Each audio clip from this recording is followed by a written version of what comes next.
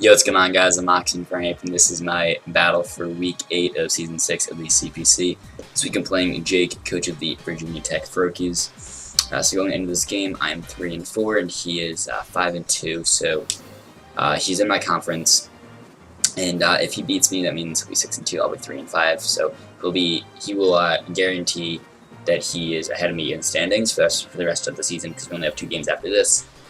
So that's another spot ahead of me and like another team in the playoffs in front of me. So it is really big that I win this game. So if I win this game, I'm 4-4 and still have a decent shot at the playoffs. But there's a pretty good chance I might need to win all 3 of my games left. Because right now there's Jake 5 wins, and then above him is going into this week, Techno and L5 both were 6-1. So they're both, well, no, I guess if they lose out, then I win out, then I could tie them in record and maybe beat them in differential. But if they win just 1 game and or I lose just 1, then they would be in front of me. So yeah, I might need to win all 3 of my games left. And then there's Mio, who going into this week is I think 4-3, so he's pretty close. And then one other team, the Scarborough Raptors, I forget who coaches that. I think it's North. He's I think 4-3 going into this week too, or maybe 3-4.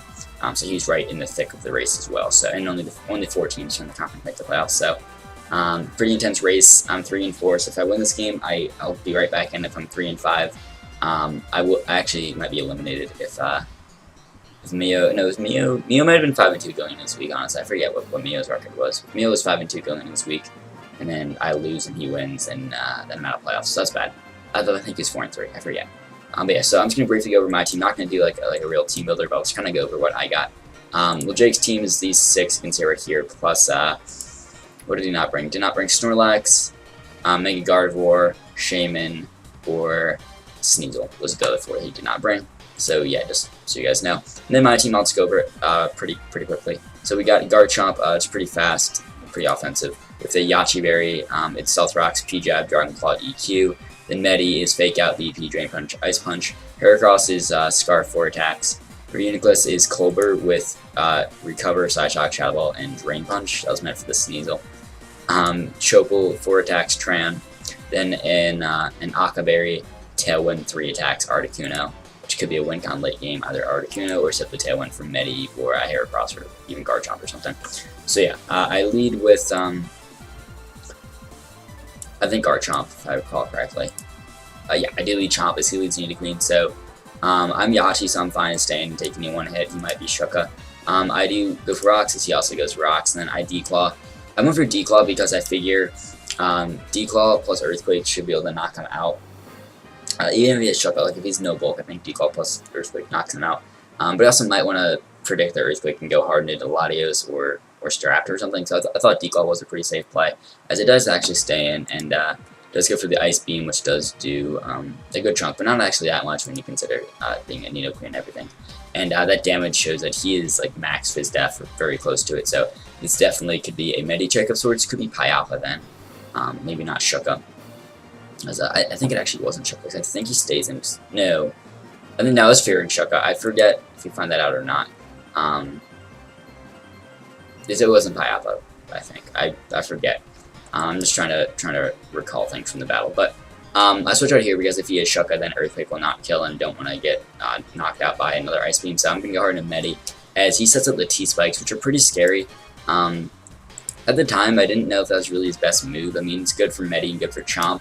But if my Heracross is Guts, which it's not, but he doesn't know that yet, then that's bad for him. And also Reuniclus is probably Magic Guard. But I'm actually regen just so I can pivot out and switch better and be healthy on the switches. That's why I'm regen. But if I'm Magic Guard, which most Reunicli are, then Toxic Spikes are useless versus that. So I didn't necessarily agree with that at the time, but I mean, I guess in hindsight it works. At least works versus what I brought. But I guess maybe he predicted me to bring some of the stuff that I did end up bringing. And also, I mean, they're useless versus Articuno and Tran. But, I mean, in general, they're okay versus my roster, but not that good. But anyways, let's just keep going with the battle. So here, I think Zen Headbutt doesn't kill, or it doesn't even have a chance. But I thought he'd switch out into Lottie or something. No, I don't have Zen, that's right. I have Ice Punch. He could be Pyapple.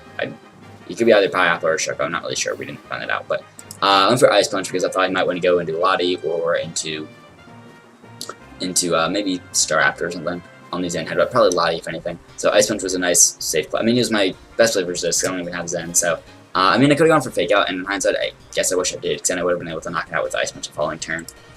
But you know, I mean, that's just how it went, I guess. So I can't change it now. But yes, Fake Out plus Ice Punch would have killed that, but I would have done a lot less to Lottie with Fake Out than I would have with Ice Punch. So that was my reasoning. But I guess he really had no reason to. I mean, considering my lack of a defog on this team, I mean, I guess I already could have defog.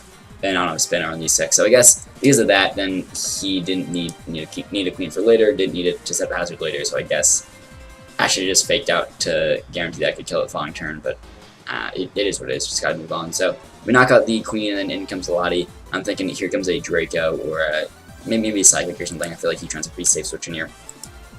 As does just go right for the Draco, does a good chunk, but not too much. Shows he's not Specs Life or anything. This is one of his Z Crystal users, so definitely could be a Z-Mon in this game. And also his other users, Sneasel, which he cannot bring. So very good chance that it is holding a Z Crystal. So here I pivot into this because I'm fearing the Earthquake or maybe Surf or something. And Arena Quest can take any of those pretty comfortably. As I do get Poison, which does suck, but Earthquake is what it goes for and doesn't do too much at all. So that's good. The Poison's pretty annoying, but yeah. I'm gonna recover here just so I can stay healthy, and I mean, I know the regen will help, but at least it'll cancel out the 12% that I lost here, so I'll be back at full after regen comes back into play. Like, I didn't want to attack that turn and then be at, like, I think it was at 58. I think it was at 58, 56. So I'll be at 44 before the regen, and then 74 within the rocks, put me at 62 plus some poison. So I didn't want to be that low and really not be able to switch in and pivot versus anything like versus the Liars later. So I wanted to keep it healthy so I could be at almost full when I come back in, because rocks will basically cancel out the regen, but that's okay. So I'm gonna go hard in a Garchomp here. I know Earthquake kills me most likely, but I don't have a good safe play at all. Oh yeah, Earthquake does not kill me because he's not very offensive, but Poison does. I could have maybe gone into Heracross. But I didn't want Heracross getting so low because I want to keep it healthy later in the game. And hindsight, maybe I should have gone to Heracross, but I don't quite Oko though actually, so that was why I didn't want to go into Heracross. And I want to say Earthquake plus like a rock move with the rocks and the poison would have killed me with 2 turns of poison. So Heracross maybe wasn't the best play in general. So sacking off Garchomp was fine though, because it allowed me to bring my Medicham here, and I can just start to pressure his team again. And I go for the Drain Punch, and he's very bulky on this too, so he takes that pretty comfortably. And he whips out the counter, so that was a really good prep on Jake's part. That was a nice tech, and at this point I'm starting to look pretty scared. Scarf Heracross might have a chance of winning if it's not Scarf Raptor, and if I can spam close combat, I'm actually in a pretty good spot, because at +1, I definitely knock out the Ape, and I knock out the Empoleon unless it's triple or anything. And then I see like I need I think 2 more rounds of rocks in that Latios, and then it should be in range of a +1 close combat. So if I can just bring in the Lottie and make it take some more damage, then I might be able to sweep with it with Heracross if it's not Scarf Raptor. It probably is Scarf Raptor, so not looking like I have the best chance there, but I could also win with my Tailwind on my Articuno, so that could be something. I wanted to bring in Harry here and just close combat and pressure his team, but it's not even going to kill Radon, it looks like, so my best play was to bring in Tran and just click Flash Cannon. He might have wanted to go into Ape predicting that, so I considered clicking Earth Power, and what did I click? Either Earth Power or Flash Cannon. Either kill this comfortably. Not for Flash Cannon, just because I didn't want him going to Lottie on my Earth Power. I didn't think he would, but just I feel like he's my best player overall. Earthquake's pretty obvious here, so I'm just going to pivot into Arena Quest. He might predict that, but he doesn't. He doesn't have a reason to, so that's fine. I can live a Draco from that range, but he might go for the Z Draco. Turns out, yeah, that doesn't have it, which doesn't go for there. As I do bring in Tran to at least lower the special attack bodies. And then he does pick me off with Earthquake, but that means I can bring in Articuno, and I can live a +2 hit, or a +2, or -2, sorry. I can live a -2 Z Draco, so that's why I wanted to get him to -2 and pivot around that to bring his thing instead of the Tailwind.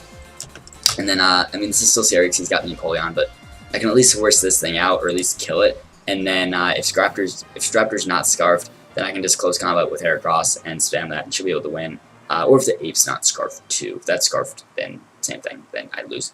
But I can get the Tailwind here and at least get some damage on the Empoleon, or maybe it's like not offensive at all. If it doesn't have Flash Cannon, I can live any one hit from that. So since I have the Tailwind now, he does go hard into the Empoleon.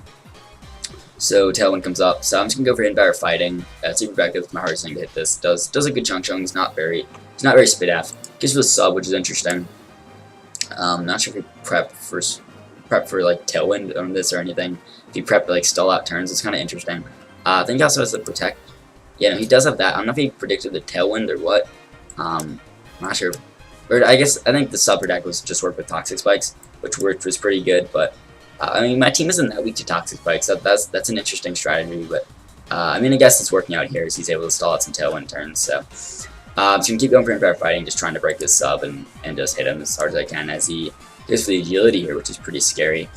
As I'm just gonna, if I can, if he doesn't just knock me out, I'm just gonna go for my own tailwind and just set that up. As he goes for another sub, putting him into Pataya range. First I thought this was like a Figgy or one of those berries. Then I saw that, so the Pataya puts him at +1, special attack with a +2 speed from the agility. And then he's also in Torrent range, so if he's got a water move, which he does show Hydro in a second, and this could be pretty scary. As my team, in general, I think I have 2 auto resists, being Floatzel and Tangle, which aren't exactly the best.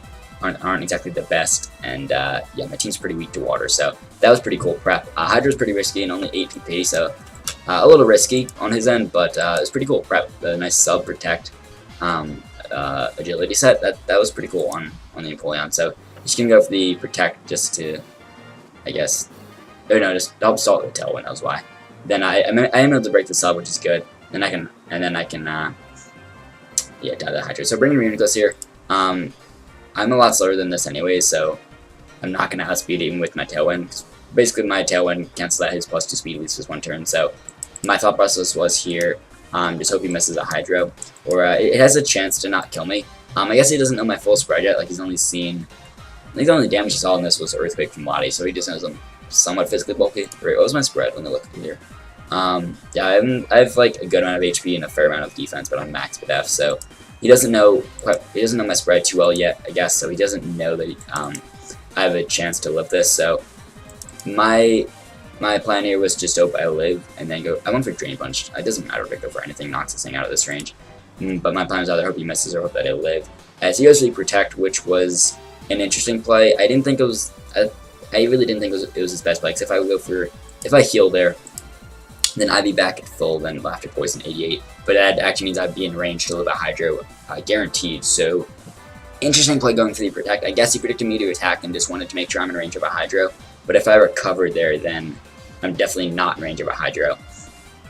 So, I mean, it doesn't matter too much, though, because he does have Scarf Raptor, which I can come in and just pick off this, and then it doesn't matter that I have Scarf Heracross, so my Heracross would go down to that. So, I guess it didn't matter too much. It just maybe could have also some differential. Because if he just went for a Hydro, lands, and kills, then he can also do the same to Hera and then wins 4-0. So I guess it could have cost him some differential, but he did still have Scarf Trapper in the back. So, well, I guess slight spoilers there. Sorry, but you'll see in a minute in Scarf. So I'm going to bring in Heracross here. Hope he misses a Hydro and hope it's not Scarf Trapper. He does miss a Hydro, so that's pretty cool.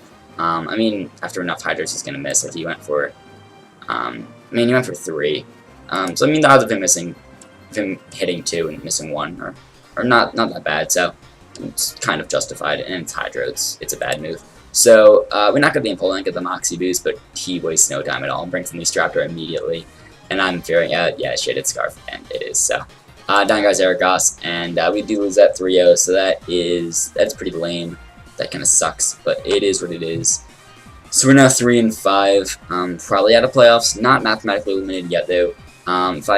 If I win my last 2 games, and I'm going to need a pretty big differential too, then I definitely have a chance. But I don't know what Mio's record going into this week was, but I know Mio now after this week is 5-3. So, and Jake now has 6 wins. So does Techno, and so does L5, or they all have at least 6. So the only person I can at least tie in record is Mio.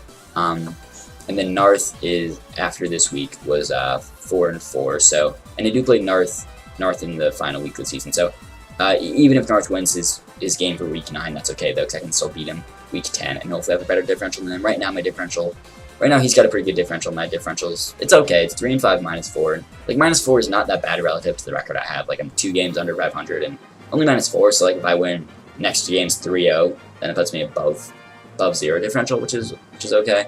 But I'm probably gonna need a bigger differential than that with both my wins to be able to pass Narth. Although if he loses this week and then I beat him, then he'll be 4-6. So yeah, but I do need Neo to lose both of his games. I did play Neo earlier in the season, did beat him, but I believe differential is the first tiebreaker. That doesn't matter though either way. Because if he wins one of his last 2 games, he's 6-4, and then above me no matter what. So I need Neo to lose both of his games, and I need to win both of my games. So if I do that, then it depends on differential, but I'll have a chance. So that's just kind of the playoff scenario we're in right now. But in the Major Pokemon League, I am in the playoffs. I've clinched my spot. At this point, the regular season's done, at least when I'm uploading this. So playoffs for Major Pokemon will go up next Friday, so not tomorrow, but the following Friday. So we do have some playoff content there, so that'll be exciting. And yeah, I'll see you guys next Thursday for my Week 9 game for the CPC.